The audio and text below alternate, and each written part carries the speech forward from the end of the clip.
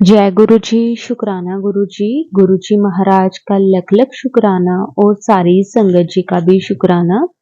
संगत जी, गुरु जी के साथ मैं लास्ट ईयर जुड़ी हूँ अक्टूबर में, अक्टूबर 2023 में। संगत जी कहते हैं ना कि जब हमारी लाइफ में कोई परेशानियां चल रही होती हैं तो उस वक्त गुरु जी हमारा हाथ थामते हैं। और संगत जी ये बात बिल्कुल सच है क्योंकि मेरे साथ भी ऐसा ही हुआ। मैं नहीं जानती थी गुरुजी के बारे में, ना ही मैंने कभी सुना था कि गुरुजी कौन है, कहाँ है, मुझे कुछ भी नहीं पता था गुरुजी के बारे में। संगत जी हुआ यूं कि संगत जी हमने ना अपना कोई बिजनेस स्टार्ट करना था। मैंने और मेरे अंकल जी हम दोनों ने साथ में ही अपना एक बिजनेस स्टार्ट करने का हम सोच रहे थे। संगत जी उससे पहले मेरे अंकल जी भी जॉब करते थे और मैं भी जॉब करती थी। लेकिन संगत जी हम अपनी जॉब से ना खुश नहीं थे दोनों ही। ऐसा नहीं था कि हमारी सैलरी अच्छी नहीं थी, लेकिन संगत जी उसमें ना जिस तरह की हम जॉब चाहते थे वैसी जॉब नहीं थी वो। तो संगत जी फिर हमने दोनों ने सोचा कि हम अपना बिजनेस स्टार्ट करते हैं। तो संगत जी हमने बिजनेस स्टार्ट करने के लिए अपने ही किसी फ्रेंड से पैसे उधार लिए, क्योंकि संगत जी हमने उससे 1 साल का टाइम माँगा और संगत जी कुछ अमाउंट हमारे पास सेविंग की थी और कुछ हमने उससे ली। तो संगत जी स्टार्टिंग में सब कुछ बहुत अच्छा चला। हमने जो भी अपना बिज़नेस स्टार्ट करना था, संगत जी मैं अपने बिज़नेस के बारे में एक बार इस सत्संग में नहीं बताना चाहती। तो संगत जी हमने जो कुछ भी प्लान किया था उसके अकॉर्डिंग सब कुछ सही चल रहा था। किसी भी तरह की कोई भी दिक्कत नहीं आई। तो संगत जी हमने जिस तरह से सोचा था हमने उस तरह से डेकोर किया। जो भी हमारा प्लान था उसके अकॉर्डिंग हमने पूरा अपनी जो जगह थी उसे तैयार करवाया और बहुत ही सुंदर से वो तैयार हो गई। उसके बाद जो हमने उसके अंदर सामान रखना था, जो कुछ भी था संगत जी हमने वो सब कुछ बाय कर लिया। सब कुछ सही चल रहा था और संगत जी हमने जब अपना बिज़नेस स्टार्ट करना था, उससे 2 दिन पहले संगत जी मेरे अंकल जी का एक्सीडेंट हो गया। और संगत जी वो इतनी बुरी तरह हुआ कि संगत जी हमने बिज़नेस स्टार्ट करने का तो दूर की बात है, बस मैं दिन-रात गुरुजी से यही दुआ करती थी कि वो बिल्कुल ठीक-ठाक रहें, उन्हें कुछ भी ना हो, क्योंकि संगत जी उनकी हालत देखने लायक भी नहीं थी, उनकी कंडीशन बहुत ज़्यादा खराब हो गई थी। तो संगत जी मैं दिन-रात बस गुरुजी क्या मैं उस टाइम तक तो संगत जी माफ़ करना मैं गुरुजी को नहीं जानती थी, लेकिन मैं भगवान से बस दिन-रात यही प्रे करती रहती थी कि अंकल जी ठीक रहें, ठीक हो जाएँ। संगत जी तब तक मेरे दिमाग से अपना बिज़नेस के बारे में तो बिल्कुल ही वो चीज़ ख़त्म हो चुकी थी कि हाँ, मैंने कोई 2 दिन के बाद बिज़नेस हमने स्टार्ट करना था या कुछ भी। क्योंकि घर के हालात ही इस तरह के हो गए थे ना संगत जी कि मुझे कुछ भी समझ में नहीं आ रहा था। मतलब ऐसा लग रहा था कि जैसे एकदम से हमें किसी ने ऊपर से नीचे की तरफ पटक दिया हो। मतलब कुछ भी नहीं दिखाई दे रहा था। और संगत जी मेरे अंकल जी के इलाज में बहुत पैसा लगा, बहुत पैसा। और हमने संगत जी इतना पैसा अपने बिज़नेस में लगा दिया था। तो उसके बाद जो बचा-खुचा जो भी मेरे पास पैसा था वो मैंने अंकल जी के इलाज में लगाया। जितना मेरे से हो पाया मैंने किया। मैंने और भी अपने रिश्तेदारों से उधार माँगी ताकि मेरे अंकल जी का इलाज सही तरह से हो पाए। और संगत जी उसके बाद संगत जी क्या हुआ कि चलो अंकल जी का तो इलाज चलता रहा। उसके बाद उन्होंने रिकवर करना भी स्टार्ट कर दिया। मैं बहुत शुकराना करती हूँ अपने सद्गुरु का कि उसके बाद संगत जी जब अंकल जी की ऐसी हालत हुई तो मुझे फ़ोन पे अपने आप पता नहीं कैसे गुरुजी के पोस्ट शो होने लगी जिस पे कोई न कोई मैसेज लिखा होता था। संगत जी मुझे पता ही नहीं था कि गुरुजी कौन है और मैं वो पहले तो कुछ दिन तक तो उसे इग्नोर ही करती रही। क्योंकि संगत जी गुरुजी को देखकर भी मैं ऐसे नहीं कह सकती कि हाँ मतलब मैं कनेक्ट कर पा रही थी या फिर कुछ भी मुझे उनको देखकर किसी भी तरह की कोई फील आ रही थी। संगत जी ऐसा कुछ नहीं था, मुझे ऐसा ही लगा कि रैंडम जैसे कोई पोस्ट होती है वैसे ये पोस्ट है और मैं बिना ही देखे उसे इग्नोर करती गई, करती गई, करती गई। और उसके संगत जी 3-4 दिन तक लगातार जब मेरे पास पोस्ट आती रही, तो संगत जी एक दिन मैं बैठी थी हॉस्पिटल में, तो संगत जी मैं उस पोस्ट को पढ़ने लगी। तो उसमें संगत जी लिखा हुआ था कि पुत्र तू चिंता ना कर, तेरे पति दी जो भी बीमारी है उसਨੂੰ मैं ठीक कर देता हूँ। तो संगत जी मैं मतलब मुझे समझ में नहीं आया कि ये अचानक से ऐसी इस तरह की कैसे मेरे पास पोस्ट आ गई। मैं नहीं जानती कि उससे पहले जो मेरे पास पोस्ट आई उसके ऊपर क्या था, क्या नहीं, क्या मैसेज था, मुझे कुछ नहीं पता, क्योंकि मैंने कभी पढ़े ही नहीं थे। लेकिन उस दिन जब मैं हॉस्पिटल में बैठी थी तो मैंने वो पोस्ट पढ़ी, तो मैं पढ़ के बड़ी हैरान हो गई। मुझे ऐसा लगा कि जैसे कोई अपना मुझे कह रहा है कि तू फ़िक्र ना कर, मैं हाँ तेरे नाल। और संगत जी मैं सच में दिल से गुरुजी से माफ़ी माँगती हूँ, संगत जी से भी माफ़ी माँगती हूँ क्योंकि लेकिन मुझे नहीं पता था कि गुरुजी आखिर है कौन?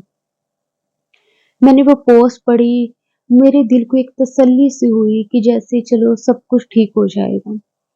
उसके बाद संगत जी मेरे अंकल जी का एक ऑपरेशन होना था, वो भी हुआ गुरुजी की कृपा से, वो भी सक्सेसफुली हो गया। जो भी प्रॉब्लम्स चल रही थी, जो कुछ भी हुआ संगत जी वो सब कुछ गुरुजी धीरे-धीरे सॉर्ट करते ले रहे। लेकिन फाइनेंशियली संगत जी मैं इतना ज़्यादा वो हो गई थी क्योंकि मेरे अंकल जी की ऐसी कंडीशन थी कि संगत जी उन्हें 6 महीने, साल तक लग सकते थे ठीक होने में। अभी तक भी संगत जी वो ठीक प्रॉपर नहीं हो पाए हैं।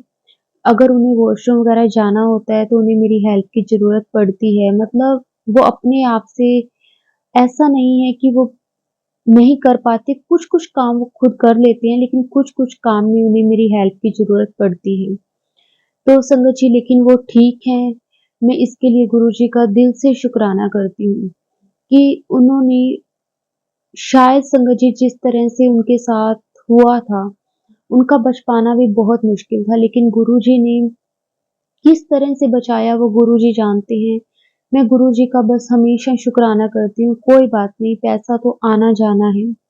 वो तो आज है, कल नहीं है, कल है, आज नहीं है। मतलब मैं इस तरह की चीज़ें नहीं सोचती क्योंकि मुझे पता है कि वो भी गुरुजी ने ही दिया था, अगर आज नहीं है, तो इस चीज़ का भी कोई दुःख नहीं है। लेकिन बस सिर्फ़ दुःख इस चीज़ का होता है कि लोगों से पकड़ा था और वो आज हमारे घर पे माँगने के लिए आ रहे हैं और हमारे पास कुछ नहीं है। बस किस तरह से हमारा घर चल रहा है, किस तरह से हम 2 टाइम का खाना खा रहे हैं, वो सिर्फ़ और सिर्फ़ गुरुजी जानते हैं। हम कुछ नहीं जानते। मेरे पेरेंट्स ने, मेरे इन-लॉज़ ने मेरी बहुत हेल्प की है जितनी वो कर सकते थे। जितना वो कर सकते थे, जितनी उनकी गुंजाइश थी, उन्होंने उससे कई ज़्यादा किया है मेरा। मेरे घर का अब खर्चा, जो भी राशन पानी है, जो कुछ भी है, वही देख रहे हैं। मुझे कुछ नहीं पता कि कौन-सी चीज़ कब कहाँ आ रही है, मुझे कुछ नहीं पता। लेकिन मुझे ये पता है कि मैंने लोगों से जो पैसे पकड़े हुए हैं, वो मुझे किसी न किसी तरह से देने हैं। लेकिन मैं अपने अंकल जी को भी बिल्कुल नहीं अकेला छोड़ सकती। तो संगत जी क्या हुआ कि मेरे पास गुरुजी के पोस्ट आने लगे, मुझे अच्छा लगने लगा, मैं वो मैसेजेस देखती थी, डेली देखने लगी।